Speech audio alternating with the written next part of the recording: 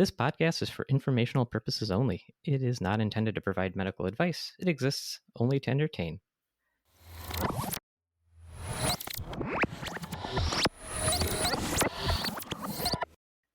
At the University of Edinburgh, in 1869, an intrepid applicant enters into the dean's office to drop off her application to medical school. Come in. Hello there. Are you the Dean of Admissions here, by chance? I happen to be. Who are you? Oh, my name is Sophia, and I thought I'd stop by to give you my notice of intent to apply for school next year. Oh, that's kind of you, but I think you're in the wrong building here. This is the medical school. Yes, that's the one I'm applying to. Oh, quite. Well, it's just that. I'm listening. Well, you seem to be I seem to be of the feminine persuasion. Indeed I am. Ah, well then, that's settled. I don't think it is. Here's my letter. I'm giving by hand since the others I've sent haven't seemed to be acknowledged. Oh, well, they must have gone to my spam folder. What's a spam folder? Did you just make that up? No, it's a real thing, I swear. Anyway, I cannot take your application. I don't think you understand this. This is a medical school. People come here to become doctors. Ah, well, the good news is that I consider myself a person. And, as it happens, I'd also like to become a doctor. I have all the entry qualifications, I assure you. I even brought transcripts from... Yeah, that won't be necessary. You see, we can't admit a woman to medical school. If you become a doctor, think about how uncomfortable the patients would be. Oh, enlighten me. Well, can you imagine the shock if, let's say, a man shows up to your office with a urinary obstruction, unable to relieve himself? He'd require a procedure, you see. Well, that would require an examination. Probably, yes. Of parts of his anatomy that are quite sensitive. Imagine the embarrassment. Because I'm a woman and he's a man. Precisely. Now you see my point. Do you think your patients who happen to be women showing up to your office for obstetrical care aren't a bit uncomfortable for the very same reason? Well, no. I must admit I've never given it much thought, really. Might you try giving it some thought right now? No, I think it'd be much easier if I didn't have to. Wow. I'll give you some points for honesty, I suppose. Well, thank you so much. That's very kind. So, are we done here? Good to end on a high positive note, right? Nope. On the contrary, we're not easily dismissed. We? Who's we? Oh, yes. You'll be receiving applications from at least 6 of my friends. They also wish to become doctors, and they're also persons of the female persuasion, as you put it. I don't suppose you'll take no for an answer? I don't suppose so. Oh, okay. I guess I'll take the letter then. Thank you. I'll see you soon. All right. One more question, if you don't mind. Yes, of course. Your accent sounds very authentic. Oh, thank you. And yours is definitely something, too. I've been practicing. Oh, it shows.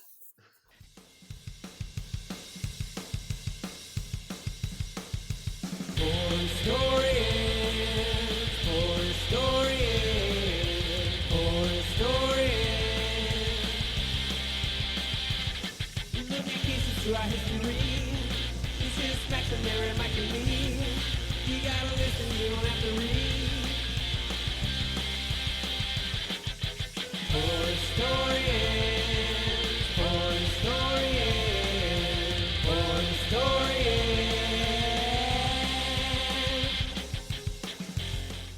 Welcome, everyone. This is For Historians, a podcast delving into the archives of medical history.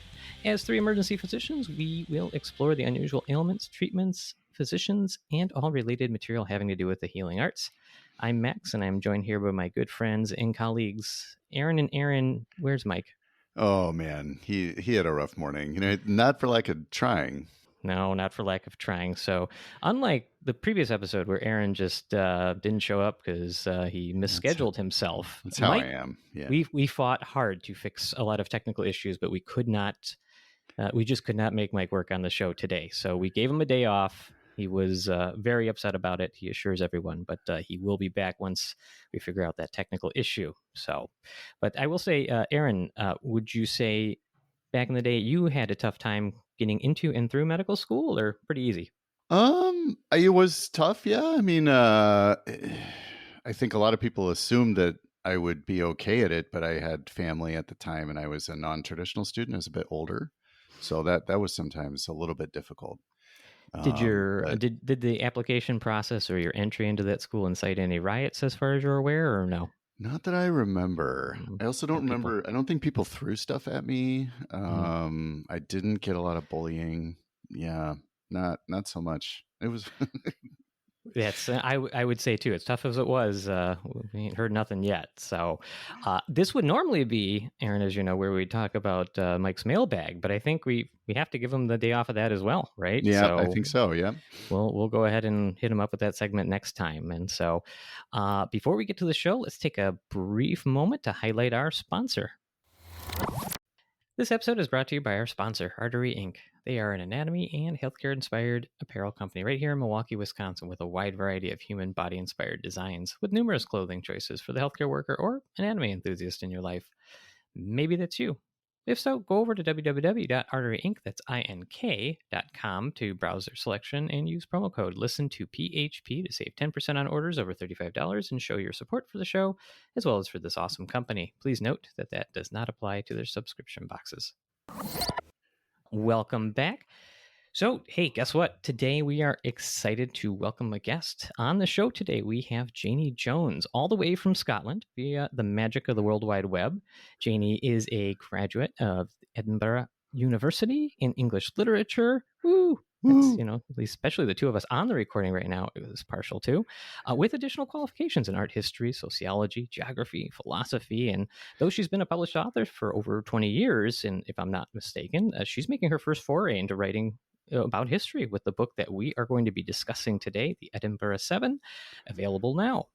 It's a tale about 7 incredible women in Scotland who, in the mid to later 19th century, decided to do something unconscionable. They wanted to become doctors, and go to medical school. And while that may seem pretty reasonable to us in the modern day, it was not well received at the time, and literally an actual riot ensued. And we're going to talk about all the stuff that they went through with the author herself. Welcome to the show, Janey. Thank you so much for having me. It's lovely to be with you. Well, and thank you for persisting through all the technical issues to get to this point. Just for the listener knows, we had to retake things. It's just it's been a morning, but we're going to get there. And I am super excited to talk about this book because we both, I think, enjoyed it quite a bit. So we're going to get into the story. We're going to go through the all of what happened and how these 7 women persisted through very difficult circumstances, and that's a pretty big understatement. But I wanted to ask you, Janey, just to start, kind of, how did you come across this topic? Is this something that you knew about for a while, or something? What drove you to say, hey, look, I'm going to spend years writing this book? I think you said years researching it. What was the catalyst there? Well, I've become increasingly interested in women in history, especially forgotten women. There's a hashtag just now, women in history shouldn't be a mystery. And I'm all for that. And I was starting to realize that I'd been at a university where the first female medical students had battled extreme patriarchal opposition, and I hadn't ever known about it at the time, when I was an undergraduate. So I was starting to pick up pieces of it, and I was invited to a lunch at the university, and I was sitting under a huge sculpture of a very foreboding Victorian doctor by the name. A lot of those, aren't there? Oh, yes, plenty. Professor Robert Christison.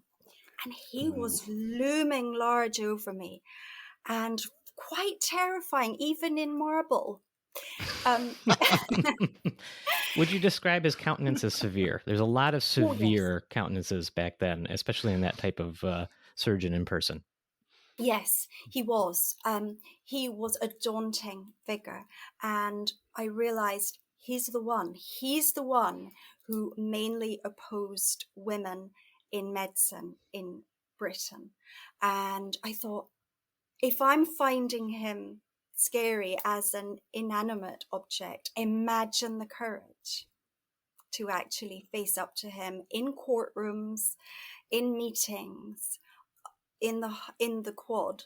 And I thought, I've really got to find out more about where these women found that courage. That is a great intro. You need a great villain for a good narrative. I mean, that's Indeed, he's perfect. I've got to hand him that much. Well, hey, writing, I think, honestly, being able to write a book like this so many years in the future after you yourself have graduated from the university, you gotta step back and think you get to take your own shot at that, and you get to weigh in against what he tried to prevent, and that's kind of your own little mark, I would say. That should be, I hope, satisfying. Mm-hmm. Yes, very. And satisfying that other people are extremely interested in my heroines.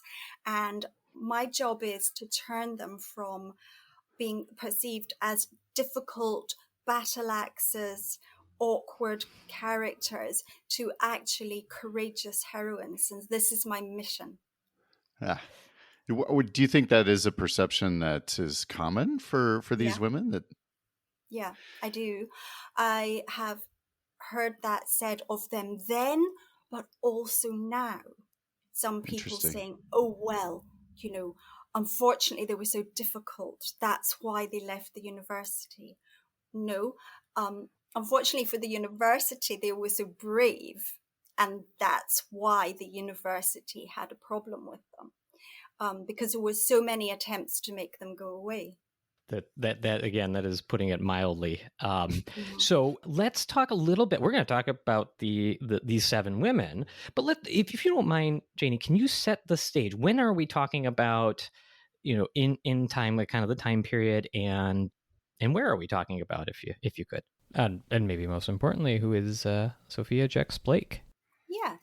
So it's 1869 in Edinburgh when the drama really begins. Sophia has spent some time in Boston with Dr. Lucy Sewell, and she's so inspired about becoming a doctor, but she doesn't want to leave her ailing mother to study in America. So she thinks, right, there's got to be one of these big 8 British universities, Oxford, Cambridge, and St Andrews, and Durham, and so on. There's got to be one that will have me.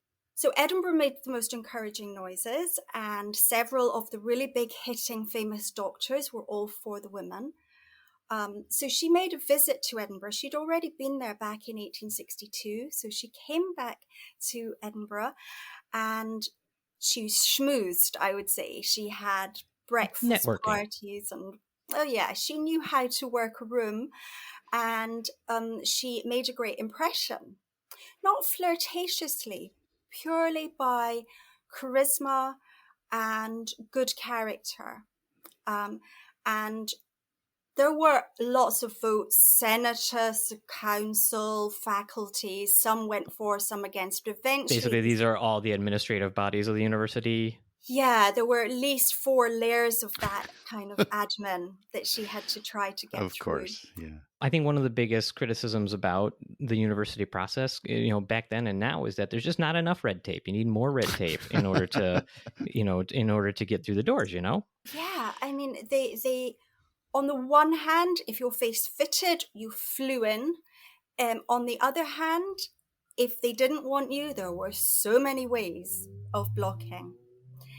So she was granted the opportunity to have a kind of piecemeal type experience of some classes. They called it extramural. By no means was she on the full graduate course, but she was at Edinburgh, and they said, okay, you can start in the summer. And then they withdrew that on the grounds that it would be an absolute palaver to do all of the changes for one woman. And she said, right, let me stop you right there. I can find more. And that was the start of her being really enterprising. And I will say, when reading your book, she takes the center stage. And of course, you've mentioned her name, Sophia, but Sophia Jex-Blake, she is the, I would say, basically the spearhead of this, of changing this dynamic. And she, when reading your book, I mean, she comes across as the obvious, most interesting, incredible heroine. That when you find out more and more, as we're going to talk about, of the things that she did, not only in this process and then later down the road, etc., just really an incredible person, who we joke at the beginning, Aaron and I, medical school is hard to get into. It's, not the easiest. And as hard as we thought we had it, we're going to talk about how much more difficult it was for her back then. But she takes the center stage in your book. And maybe let's talk a little bit about her as a person. We'll obviously get to a lot of stuff she did, but can you give the listener a bit of her character as far as you understand it through your research?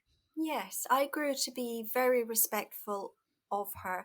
I understood that I might not always have got along with her, but I respected her. You and a few others. Some of the marble statues. Yeah, exactly. So I don't want to deify her. I want to tell you what I found out. I think she had the unshakable confidence of a person greatly loved in childhood. So she was able to take criticism and abuse and still be resilient, because she didn't really doubt herself. She knew she was a good person with right on her side. And, the courage of the righteous, that she just knew that other people were trying to play dirty with the procedure. So she was very, very brave. She was very confident. She was very determined. And I would say that she followed truth rather than spite. And by this I mean that some of the campaigns against her were to malign her. And instead of retaliating in kind, she very much had that sort of Christian belief that, well, the truth will out. And therefore, I don't need to worry about thinking up a nasty equivalent campaign. So she was a good person that way. I mean, she could be annoying and difficult, and I wouldn't really like to have argued with her. It was said she would make a great lawyer as well. So she was very good at the repartee and in the courtroom. I thought that several times reading this. I mean, she really did seem to have a very good head for that sort of thing. She did. And, in one of the court cases that she was involved in, the judge was kind of always a bit like, well, pipe down now. It's not your turn. So she was hugely entertaining and charismatic, and she had these kind of false personas that she'd write to newspapers with and such like. And she understood PR and publicity in a way ahead of her time. She was also brave in that she was quite openly gay. I mean, not that she was that was part of her mode of operating through this period. In fact, she was single all through this period, having had her heart broken earlier. But she went on to live with her life partner later. And if you think again how unusual that was then, it was much more regular to marry for the sake of appearances. So I see her as groundbreaking, brave, good-hearted, sometimes difficult. I think that's a very nice, succinct description. And well, let's kind of go through it a little bit. So, as she, I'm trying to recall, when did she, or what makes her want to go into medicine and become a doctor? Was there? Yeah, I think that was the experience in Boston. She went out to America to study education systems and colleges, and there was that whole letter writing, travel thing, a kind of Benjamin Franklin thing, I believe, that she kind of mimicked and enjoyed. But she very much settled at the Boston Women's Hospital, and she in fact became the bookkeeper there and the kind of pharmacist for a bit. And then she started to think, actually, what's stopping me from becoming a doctor? Because there were female doctors there. We can't probably go back into all the Elizabeth Blackwell and Elizabeth Mhm. Garrett Anderson at this point, but there were precedents there. So that inspired her, the American travels of 1868. Fair. And she comes back to Britain and wants to study in Edinburgh. So the Faculty of Medicine in Edinburgh was by this point very refined, prestigious, fancy. Mhm. It had been there since 1726. So nowhere near as early as Bologna, say, but certainly in Britain, one of the early ones. And she decides to give it a whirl. And as we know, they entertained her. But she liked something about Edinburgh. And I characterize Edinburgh at this time as being partly Enlightenment and partly Calvinism. So Mhm. you had a progressive Renaissance mentality. Lots of people had done the grand tour of Europe and were extremely well rehearsed in culture of all sorts. But the Church of Scotland and the John Knox legacy and the Wefreys and Calvinism was extremely repressive for women. John Knox had opposed Mary Queen of Scots and said that the idea of women as leaders was repugnant. So some Very, very not mincing of words there. correct. Very He direct. didn't do that. And to understand these men, they like women fine. They like them very well. They just like them in the home. Mm-hmm. So I unfortunately have to say that there's plenty that still operate under a similar vein, and yeah, it's kind of shocking to realize that plus ça change. A lot of this stuff I see all the time still in Edinburgh. Yeah, Mhm. it's you can certainly see today in this same dynamic back then. Maybe it was unfortunately. Was this the same? You said Calvinism? Is that so? A lot of the same. Forgive my ignorance. I should know this, but that was also prominent. And I thought we were just in Switzerland, and they set up Yes, Geneva, and then exactly. a lot of the foundation for settlers that came over actually in this. I thought to the U.S. was also that sort of same Interesting. movement. So the So puritanical, okay. yeah, that kind of Puritans, yeah. the Well known Puritan. to be very tolerant and fun loving. Yeah, very open to change. So, yeah. So that was Yeah, yeah, well, they're and you still say they're still the same. sorry, yeah. You said she was going to take a whirl at this, but it sounds like even if we pick her story up after she managed to get some initial approval to even be on campus, like this was years of deployment of soft power and making connections and making friends and campaigning. I mean, it's a Yeah, huge sustained effort on her part just to get to the point where she could even start the process. So, yeah, and I do touch on the book, Erin, about class and wealth because clearly she was supported to go and live in Edinburgh and work out a campaign of entry. And her family were a very wealthy London family called the Cubits, who built most of Belgravia in London. However, not all of the seven were like that, and Sophia paid for several of the others. So, she did take her time and she was resilient in her approach. But she was determined not just to do it for herself. She was notable for wanting to keep the door open behind her for all others. can you say a little bit about how she kind of expanded? Because we've talked about her a lot, but then you referenced the seven as well. So it almost sounds like there's a moment here in this story where there's going to be a big team up, and she has to go get her Yes, that's the other right. seven. So She how has did to how did unite the that sort of Avengers. come about? Yeah, exactly. Yeah. Well, she hears from Mary, Matilda, Helen, Emily, Isabel, and Edith with regard to her advert in the Scotsman. And it was And that like is a paper of the time, or still yes, around? it is. It's very diminished from its glory days when it was a fantastic nationwide paper across the UK, actually. So these women are all very diverse, and it was noted that when they were taken to court in 1871, after the riot, which we will come to, lots of people were saying, "Oh, they're so normal. They're just normal women." Imagine there was some kind of monstering of them as if they would, and it was always a thing of they're unnatural, they're men in skirts, they're reformed prostitutes. There were no end of abusive terms for them, and they were actually all lovely women. One of the features in every single one of their backgrounds was religious parents.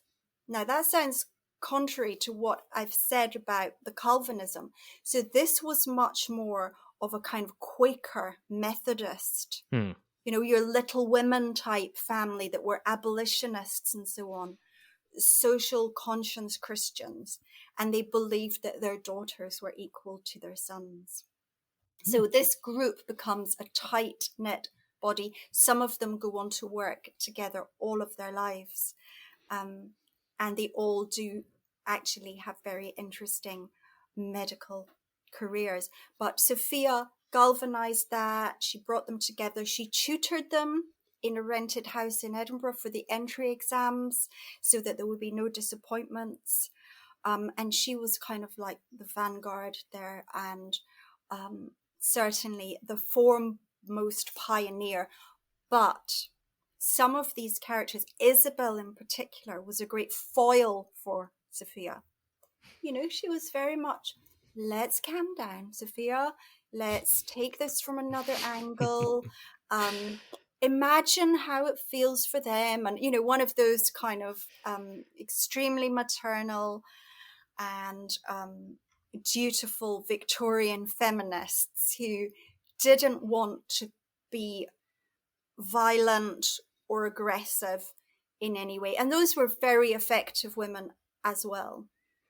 Emily was sponsored by a very wealthy London woman, Lady Amberley, to come.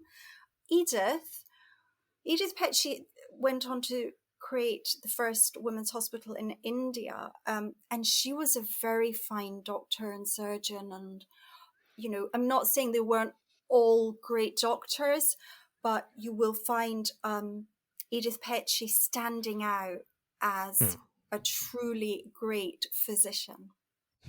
So yes, Sophia has a merry band of different personalities, but what connects them all? They're all not quitters.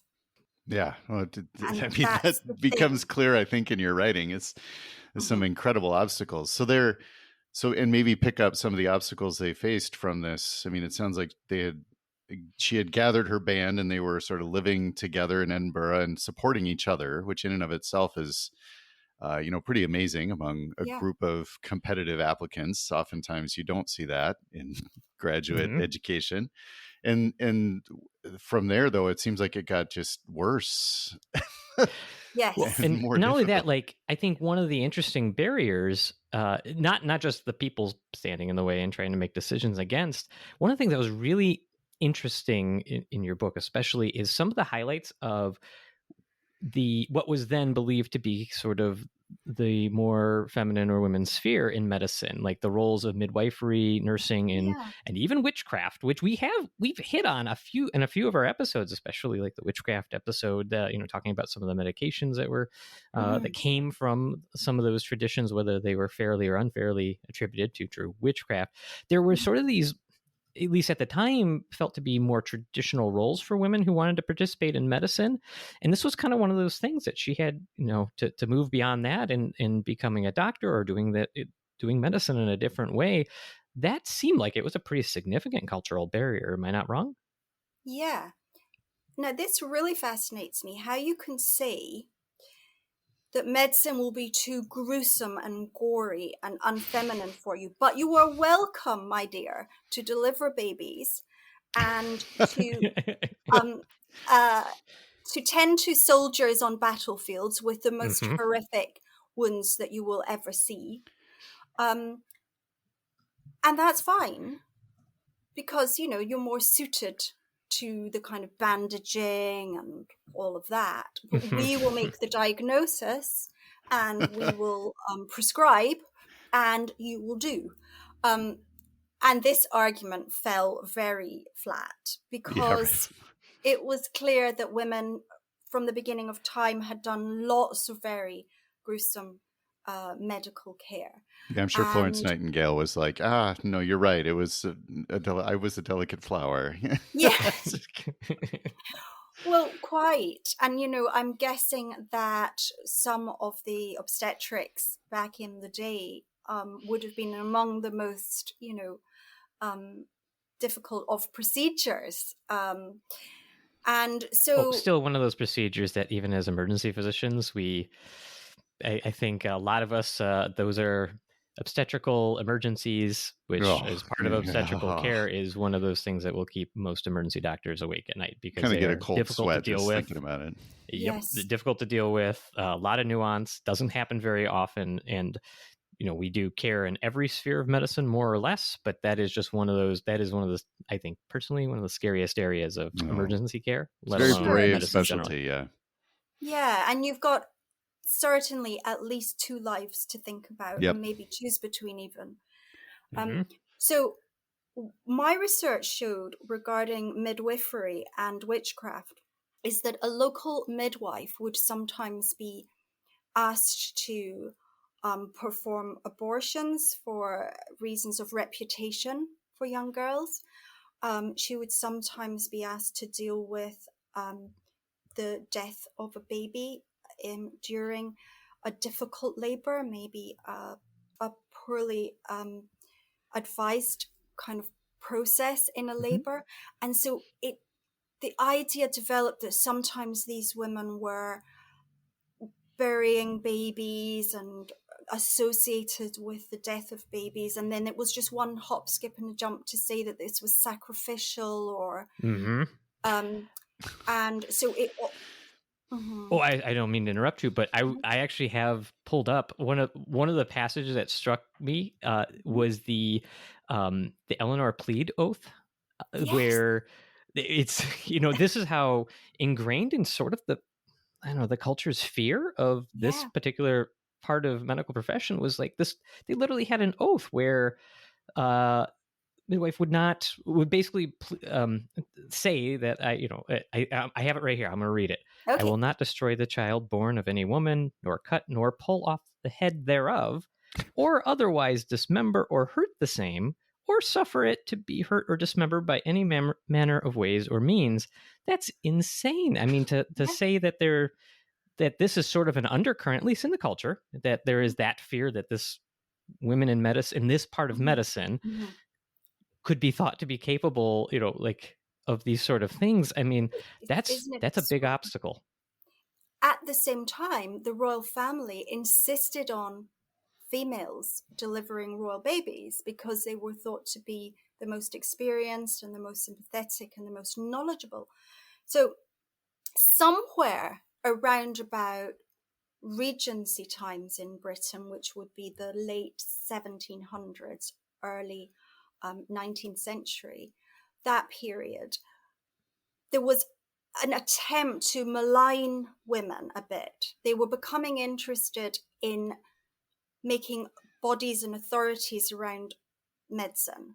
And they thought, here's an easy way. Women can do the nursing, and men can become the doctors who control the nurses and the midwives. So there was that feeling of, let's take away the folklore, let's take away the kind of mythology and mystery, and let's move to the science, which in itself does actually make sense. But there was a kind of a loss of respect for the midwives in that process of becoming more STEM, shall we say, and the industrial revolution And there was also another interesting thing I found went on historically at this point, is that in Britain, people were moving to very congested cities to serve the empire in factory work instead of agriculture. There weren't so many needed for agriculture because there was some machinery evolving. So this city dwelling created more ill health and more complexity of the role of women in society. And those things are all feeding in to the Victorian attitude towards women in the professions and so on. And so here we enter with Sophia helping, going into medical school. How does she get in? How does she? What does the first year of medical school look like for her? In other words.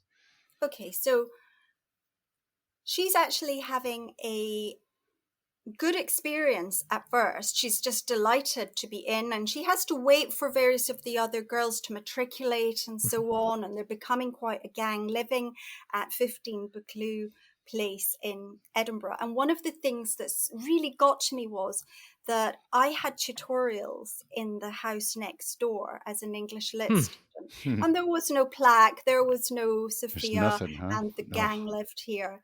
And so this I could readily imagine, because I've been in those Georgian buildings many a time, and you could imagine them in there. They're going out to lectures, they're helping each other in the evening with chemistry notes, anatomy notes, and they are forming a kind of ambitious and excited group of fresh students. Initially, there isn't much sort of dissent, but they begin to do very well in their examinations. Sophia is constantly speaking out at meetings, in a time when genteel ladies would only speak in the kind of embroidery room of the big manor house. Sophia, as an upper middle class woman, is able to give her opinion on everything. And this very much irritates some gentlemen of the polite Edinburgh establishment. So she's beginning to get a bit of a reputation. Some people love her, some people don't. But she's having an all right time during 1869, up to the Christmas there. And it's looking like, okay, girls, we're in, we've matriculated, we're not getting the same course as the boys, we're paying more, we've got less classes, we've got to arrange our own classes with professors. It was very much more complicated for the women, but at least they were there. And then this, you mentioned a severe appearing marble statue before of one of their biggest opponents, who was not subtle about his opposition or even the reasons for. Bring us back to Dr. Christensen. Well, to be fair to him from the outset, he was a brilliant man. He was a brilliant doctor. He was a toxicologist. He was a pathologist. He was a great physician. He was Queen Victoria's physician. Mind you, in my research, there were 10 or 20 of those, but she did have a long reign. So I'm sure it's quite true. He was the Queen's physician in Scotland. He was the chair of the, medical bodies and organizations which were starting to develop. However, he had an absolute hatred all of his life of women in the male sphere. And of course, by this we mean it's sort of like a Roman term that men should be in the state and city sphere, politics, business, and women should be in the home and domestic sphere. And they could be quite powerful in that if they wish. They would run the staff of the house and run the children's education, and their husband wouldn't necessarily meddle if they pleased him with the job they were doing, but they couldn't come into the male sphere.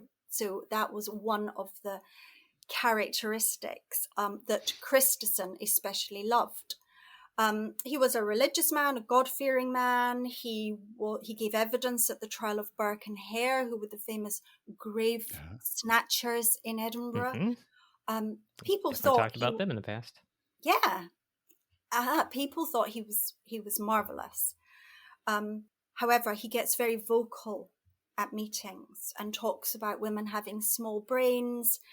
They won't manage to cope with medicine. It's too much for them. They will faint. They will be overwhelmed. And it will be a grave mistake, and it will be grotesque. And the language was extremely melodramatic. It was stark to read, too. Oh, yeah. I mean, it will be the demise of all society if we let these 7 women proceed. Was the tone of it. And he had a pal with the same views, and that's Dr. Sir Joseph Lister, who was the antiseptic. I know. Tough look. Read. Tough look for our guy. He we did an episode on Lister. Like, love the scientific stuff, and I was like, oh man, come on, Joe, what are you doing? I'm so glad. Well, not far from where I live is his house with the plaque, the marvelous Dr. Lister. And he was marvelous. And he was really pushing for this whole antiseptic movement on the surgical procedures. And it was groundbreaking. But when a vote went against the women at one point, he famously stood up and shouted, hurrah, hurrah. So he was absolutely unabashed about this stance. And you've got to love them for that when they're overt about it. There are points for honesty. Okay, I guess. I mean, at least, yeah. And as she's going through with her compatriots in this first year, we can kind of move towards the riot here. This happens around the time they're basically going to take one of their first big examinations. Is that correct? Right. So there is the Hope scandal, which precedes the definitely riot. Talk about that. Just very quickly. Please. No, yeah. So in the April of 1870, they all sit a chemistry exam, including the male students, about 200 in their year group, and the 7 girls. And the girls do brilliantly. And in fact, Edith Petchey comes first. So the tradition is of everyone. Of everyone, yes. Mm-hmm. And the women were in the top 4 in general terms in that first year. But in this exam, she comes first. So she should win the Hope Scholarship. It's an award laid down by Professor Hope 40 years prior to our era here. And Dr. Crum Brown, the chemistry professor at the time, hums and haws and says, well, the boys have been to see me and they're not very happy about it. Maybe the girls have had better tuition, because there's less of them. So they're, so it wouldn't actually be fair if they got it. The truth was they hadn't had as much tuition. Right. Well, you did talk about it briefly, but yeah, I mean, not only they weren't sitting in the regular lectures with the male students. They were kind of getting their own their own tutorage, I guess. Better. It was I don't know how to put it, but backroom classes. Right. They're kind of getting this hodgepodge of curriculum where they're trying. Why they would need separate curriculum obviously doesn't seem to make any sense. But within the context of the time, I guess they thought this was it. So they're not getting, I would say, the same opportunity of education that all the male students are getting, yet they do better. And, they excel despite all of that, which I think does speak to their strength and character. I agree. And Edith was a very self-effacing woman, but she was, in fact, not awarded the prize. And that was a lot to do with Robert Christensen. Mm-hmm. He lobbied very hard to Crum Brown that must not go to one of the girls. This was not the plan at all for letting all the strong male egos couldn't take it. How will we keep them out if you give them a scholarship? Yeah, exactly. So this then changes the mood. Sophia's starting to think, are they ever going to let us graduate if they don't want us to sit exams and be equal, and we're paying more? We're entitled to this and that. And this famous, what she called the jam labels. They said, well, you won't pass exams and get certificates, but we'll give you a label to say you took the course. And she said, I don't want your jam labels. We are going to matriculate here, whatever happens. Believe me, we're going to graduate. So this is the period when you might say entrenched positions, that really warfare is breaking out. And the women notice that there are rooms locked that they're meant to have lessons in, and there's jeering as they go by, and there's vandalism at their house in Buccleuch Place, and there are very unfavourable articles appearing in university magazines and journals. And there's a real feeling that, in actual fact, the opponents are doubling down. And this culminates in a riot in November of 1870 outside Surgeons' Hall, where everyone was due to take an anatomy exam. So presumably there was a feeling of, well, we can sort of pass off the chemistry top mark as a one-off, but what if they all come top in this as well? And Isabel had actually in class been scoring the highest in anatomy. So some opponents gathered outside the exam hall, the Surgeons' Hall, which is a huge Grecian Athens of the North building in Edinburgh, very imposing, and more joined. These are mainly male medical students, some other students, maybe some professors, but they're very much in the wings. And what Sophia calls some street rowdies, the renter crowd for any good going riot. And they're all... I like that term. The rent a crowd, you want your riot, have a real riot, use the rowdies. Correct, go for it. So they're lined up in front, and the girls equally stand up to them, link arms, and the feeling is any woman is just going to turn around and be terrified of us. Of course they're not. They have that strength of having right on their side. They are pelted with things. They are abuses hurled. There's a lot of drunkenness, actually. There's a lot of high jinks at this, and abusive language and singing. And I had a feeling when I was researching this that maybe this was something that the girls were threatening to spoil for the men, that it had been a huge boys' club for hundreds of years, and a kind of fun, kind of gentleman's boarding school extension. And all that kind of machismo and, use of language and bawdy songs and things. And so they did all of that. And an hour went by, no police intervention, although some people did see police in the area. And eventually a janitor lets the women in before any serious harm comes to them. And they go in and very peacefully take their exam, and all of them pass.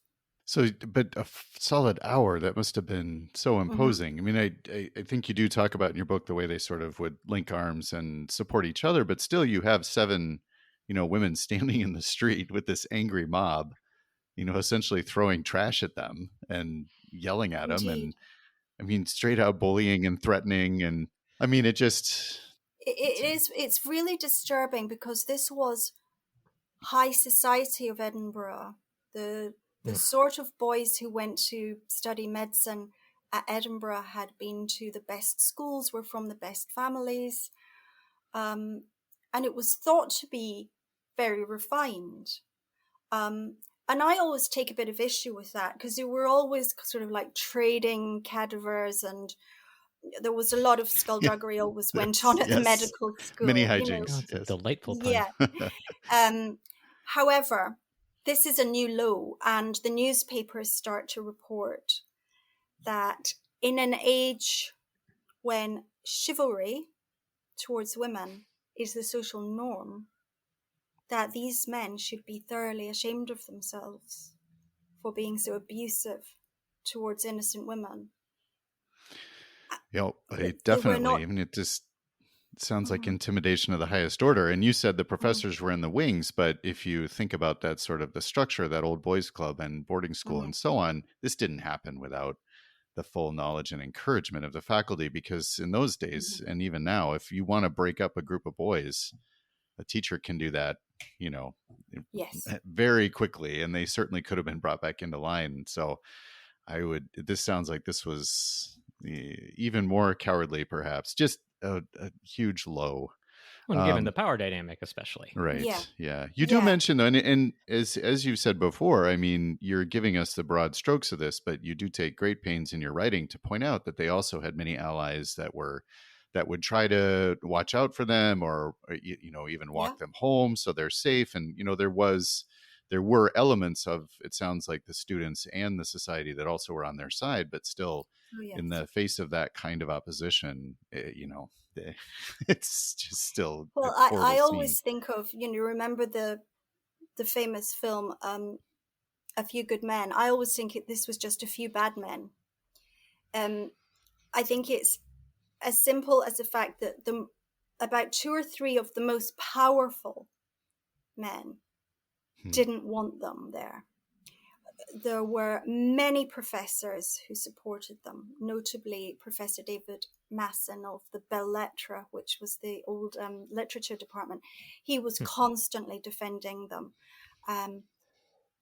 But mostly,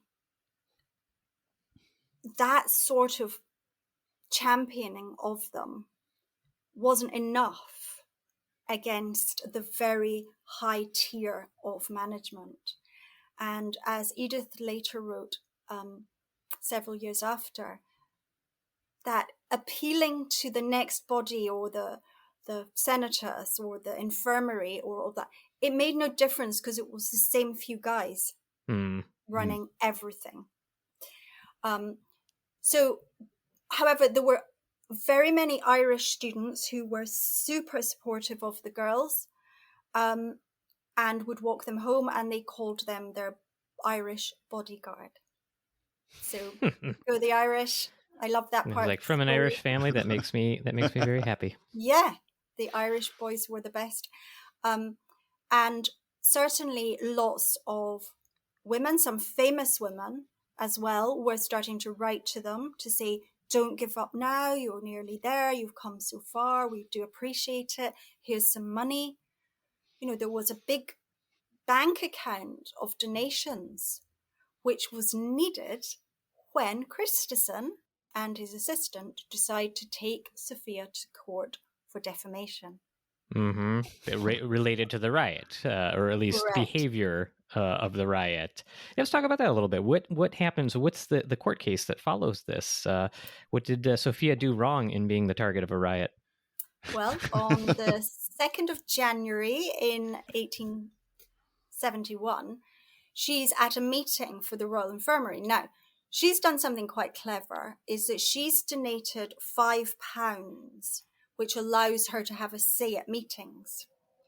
Because, well, we don't have time to go into how the UK National Health Service functions now, but back then it was more of kind of charity if people without means would receive care.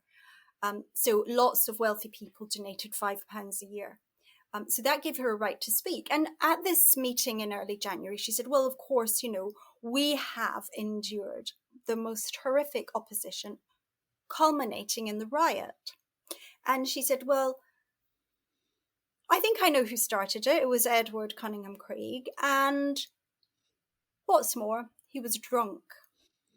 And he is sort of, if the way I read it, he is the minion of Christensen. He's Christensen's minion. Yeah. So he is a very young medic who is the assistant to the great man himself. And he's actually not present at that meeting. But of course, it's essential that Mr. Christensen tells his young assistant that he was mightily defamed by Miss Jex Blake at a meeting, and indeed, why doesn't he take her to court? So a writ is served on Sophia for slander, defamation. Because that he was drunk and acting like a lots fool. of people verified, he had alcohol in his hand and he was singing and swearing and having a big carry on. However, it was hearsay. And the reason, I guess, the legal reason it was risky for Sophia to say this was that she'd got this information from other witnesses, so it wasn't her eyes that witnessed it. Technical point. So by the June, they formed a court case at the Court of Session. Now, I've gone and sat in the court that they were in and the dock that Sophia was put in, and this is very foreboding. I mean, it's like the highest court of the land. And Sophia was in front of an all-male jury, of course, as well. Mm-hmm. Well, women can't be on juries. We all know that. That's No, of course not. That would be unthinkable. If we're not going to have women doctors, we're certainly not going to have women on the jury. And this is a very intriguing turnaround. Witnesses say that Cunningham Craig, the young assistant, and Christison are very nervous when they take the stand, sort of gibbering and refusing to answer certain questions, and the whole thing's not gone quite how they imagined. And public opinion is sort of saying, these are lovely women. They're very calm, they're eloquent, they're erudite, don't see the problem with them. And indeed, although Sophia didn't see this with her own eyes, she is speaking the truth. And she does very well in the witness stand. But when I say very well, I mean she irritates Christison even more. Because it's nothing worse than vilifying a woman who then behaves in an exemplary fashion in front of the whole of Edinburgh society who were in the viewing gallery. I mean, ironically, she's held her own in the middle of a riot already. So this probably was. Yeah, I mean, have a think about this, Mr. Christison. She's and there's an interesting outcome. I mean, it doesn't go her way as such, but Christison is awarded 1 penny. Yeah. Which is a way of saying, yeah. I love whatever. that. That's great. Yeah. Spite victory. Yeah. And this all her lawyers' bills and everything are paid for by a group who have formed to support her. So by this time, what the phase I call the cause célèbre phase, she is really like a celebrity activist. And she has a massive following. And I was going to say that's probably a good segue towards the sort of it's not the end of the story, so to speak, but let's talk about how her career in the Seven career, their career goes through the end of medical school. Because I would say the end of the story, you want a nice positive bow to be wrapped on it, but I think it's more complicated than that. Yes. So around about 1872 to 3, they decide that Edinburgh's never going to let them graduate. The entrenched positions only become worse.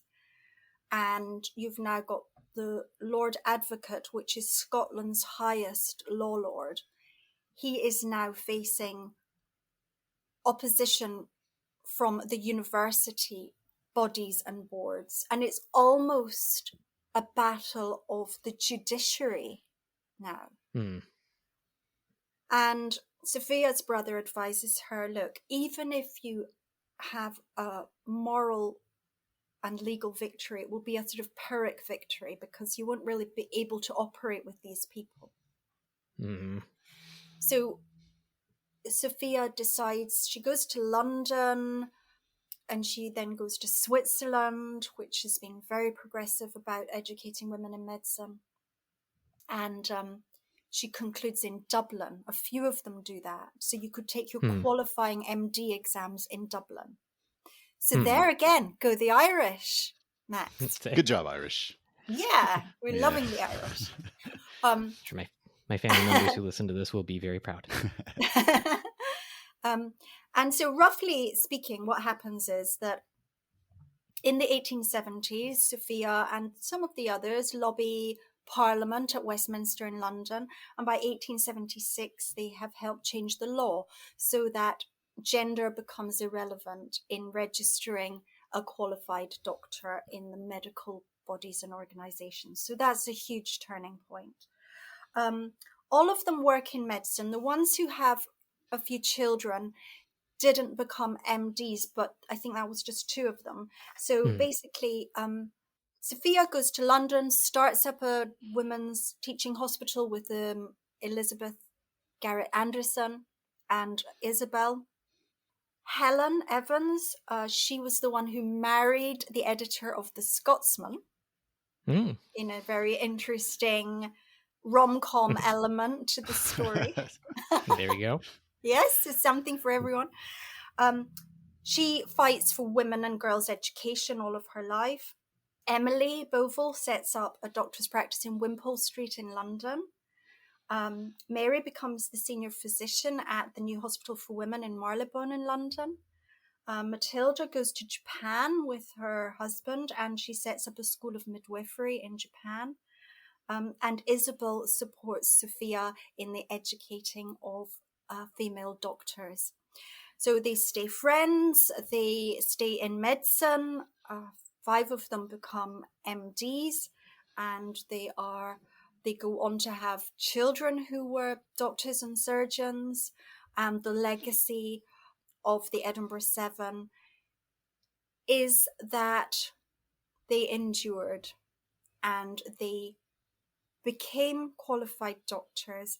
And I would like to say, quite truthfully, that Edinburgh did help them to do that enormously by opening their doors in the first place.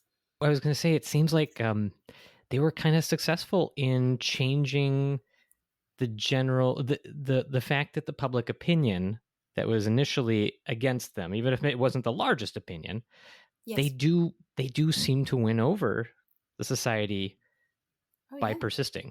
And that's probably one of the most difficult things that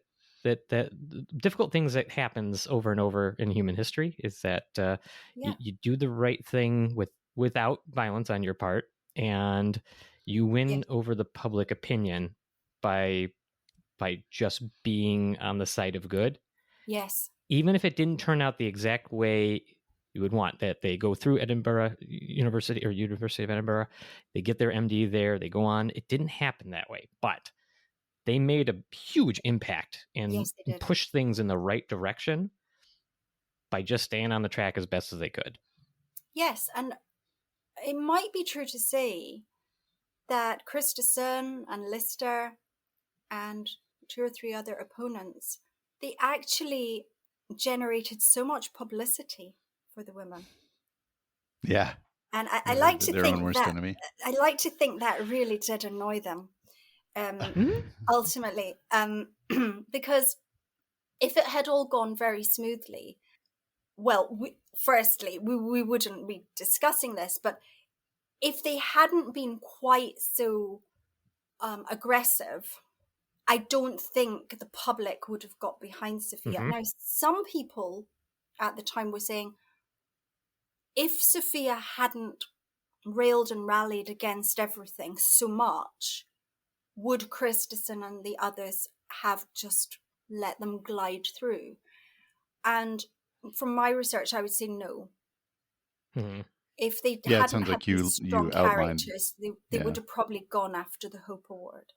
Yeah, and they made it, or they let them in, but they made it like basically a hobby, right? You can't be certified, you can't work. So yeah, they probably would have been, I don't know. It's an incredible story. I do appreciate how you highlight throughout this too, that even though they struggled through things that many of us who don't have the same challenges couldn't imagine, they still were somewhat privileged to even be able to do this. So it highlights a whole other set of women who don't have these resources, who are completely shut out as well. And so then you sort of see the pathway to the next struggle or the next boundary that needs to be addressed. And I think it's Yeah. pretty amazing that both you as the historian and they as the people that were trying to blaze this trail were already aware of how they had it, quote unquote, easier than some other people. And they were, I just think that's great, because so much of this is just not being aware of what other people face. So Yeah, I mean, there was the suffrage, and then we saw at the First World War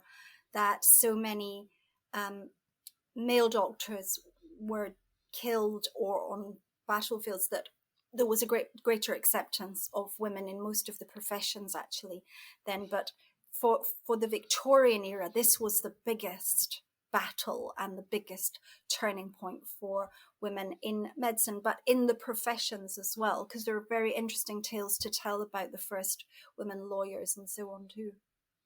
yeah, it's a wonderful piece of work that you have done to highlight this story. It's a great story. It's a great read, and it looks like it's available for pre-order on Amazon. So It's available now, is it not? Yeah, the Kindle is coming out in a couple of weeks, but the hardback is available. Oh, and people should get books in hardback. I mean, you get the smell of the pages, and it's an actual book, and you can hold it. I don't know. That's probably the English major in me talking. Yeah, I was gonna say, as I have one of my shelves behind me, and there's more upstairs. I'm on your team with this one. I like the physical book. Yeah. Well, I think that's an awesome place to give you our thanks once again, Janey, for coming on the show. Well, for writing this book, and once again, to be clear, this is we are talking about the Edinburgh 7, the story of the first women to study medicine, which is available now. We will have all of the. It is available now, right? I'm not speaking. That's correct. The hardback, yeah. Okay, sorry, my mistake. Yeah. Yeah, no problem. You threw me off there. But which is available now, and we will provide a link to where you can purchase this in our show notes. So please go check it out. Do yourself a favor, read this book, because it is excellent and fun and very approachable. It's not. It was just a very easy breezy read. So with a big topic, right, and a lot more information than we were able to provide in this interview. So there's so much more to the story and things that I definitely took notes on. We never got to, because there's just only so much time in the day. Reading this, I'm already cast in the movie. I think. There we go. It's a Netflix series, at least, too. Who knows? I might be over in the States soon with the screen element to this. Yeah, well, I hope so. You should definitely make a stop by Milwaukee when you do, and I'll try to get a book signed by you if you don't mind. So, of course, I will. That would be my pleasure. I really do appreciate being on your excellent podcast. Thank you, guys. Well, our pleasure as well. So with that, we appreciate everyone listening, and we'd love to hear from all of you out there. If you'd like to check out our merchandise or provide feedback, we can be reached through our website, www.forhistorianspod.com. There we will also have a link to Janey's work and purchase of the book, so go check it out. You can send us messages there and find links to our social media sites as well. We do work to respond to all posts on our various social media accounts. If you want to participate in the show, use our site to send us a medical history question to test Mike's innate knowledge. Hopefully he's figured out the technical glitches, and we'll see him again soon enough on the show. But seriously, send those in, because they're a lot of fun. You get to watch him squirm, and then you get an eponym named after you if you are able to stump him. And I think he's 0-4 and 0-5, so it's a pretty good chance that's going to happen. If you're old-fashioned, you could always try using a signaling mirror to get our attention, provided it's not a cloudy day, I guess. I don't know how those things really do work. So until next time, the War Historians are signing out. AMA.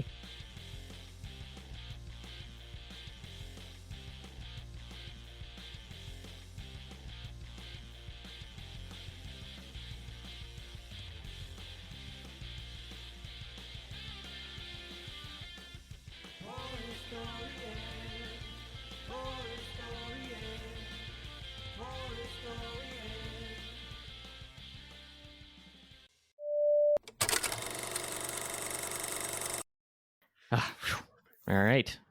I think we nailed it that time. The second take. Good. Perfect.